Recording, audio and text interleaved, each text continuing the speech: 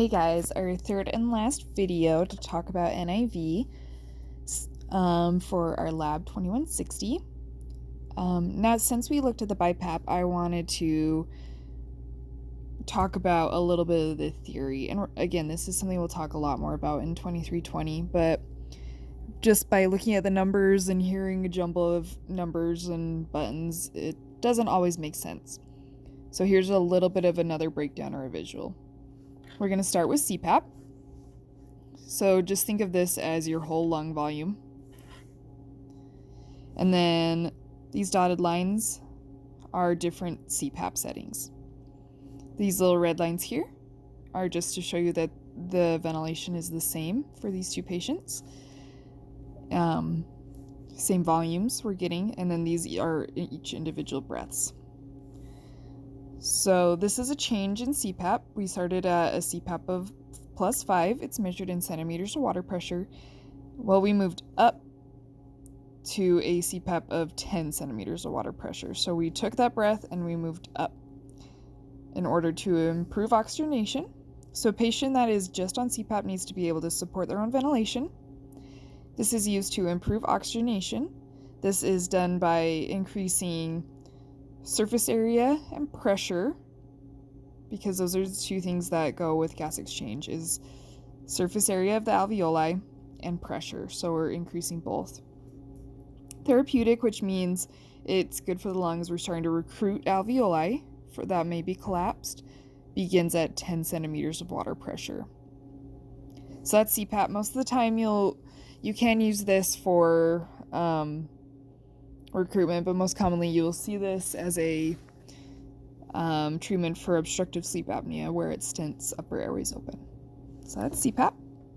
So what makes CPAP different from BiPAP, some of this might be a little bit of repeat, is BiPAP has two pressures. So from here on out, we're going to refer to it as IPAP, inspiratory positive airway pressure, and EPAP, expiratory positive airway pressure. So I like to think of this change right here that we're breathing in between as my tidal volume. It's like your loose, kind of lazy tidal volume. And then you might also see it called your delta P.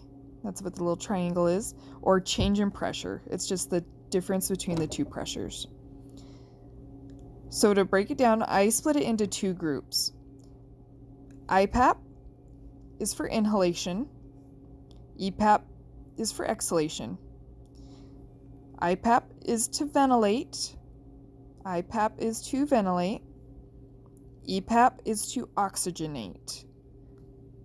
Just right now, separate those two in your brain for what each patient needs. So here we adjust ventilation. See, because IPAP is what's above EPAP. EPAP would affect our oxygenation status. So it's based on our patient goals and needs. We would assess this based on patient work of breathing, the volumes we read on the BiPAP, and blood gas results are all. You may even use end-tidal CO2. These are the ways you would assess what the patient needs, or continuous pulse oximetry monitoring. Okay, so IPAP, we're going to talk a little bit about ventilation. So as we talked about, the difference between IPAP and EPAP you can think of as tidal volume, or the delta P. So here's one breath that we're having. Well, let's just say they're breathing on this difference, and then all of a sudden we need to decrease our CO2. If we need to decrease our CO2, we need to take a bigger breath. By that, we would increase our IPAP, which would blow off more CO2. It's just like if we were to take little shallow breaths and all of a sudden take a really big breath. We're just making them take bigger breaths. And it's the big deep breath that allows us to blow off more CO2. And that's how we adjust it, is by changing inspiratory positive airway pressure. Inversely, let's say I get a blood gas and I am blowing off way too much CO2, and I need to decrease. See right here, this change? that would give me a smaller tidal volume, which would help increase my CO2. So big picture again, we have one breath here. We increased the IPAP, which increased our tidal volume, which would give us a bigger milliliters we're breathing every breath. And then down here, we would decrease our tidal volume to increase our CO2. So the difference between IPAP and EPAP alters ventilation. Think I'm changing my each individual tidal volume with this. Let me flip my page. Okay, oxygenation. This is where some people get a little bit confused, so bear with me. When it comes to BiPAP, you have to watch and make sure that this difference between IPAP and EPAP stays the same if ventilation is where it needs to be. Let's say we have this patient and they're breathing just fine. Their ventilation is perfect. We have a CO2 of 40. We're beautiful. But our oxygenation needs are going up and up and up. We're increasing our FiO2s. We're going up. And we need to increase our EPAP, our expiratory positive airway pressure, or our CPAP or PEEP, same thing. But we are happy with our ventilation. So what we do in this situation is we would increase our EPAP and then change the IPAP the same amount. So let's take a step back. Let's say our EPAP is at 5 centimeters of water pressure, and I go up by 3 to 8 centimeters of water pressure. On my IPAP, let's say I have it 12, I would change to 15. I would increase both by 3 in order to maintain the same distance. So this is the same as this, but so that we don't have a smaller delta P or pressure support or whatever term you associate with the easiest is the same between IPAP and EPAP. So we would adjust the ventilation the same as EPAP to maintain current ventilation status in order to keep it. I hope these visuals are helpful and not making you more confused. Okay, and now we're going to talk a little bit about I time.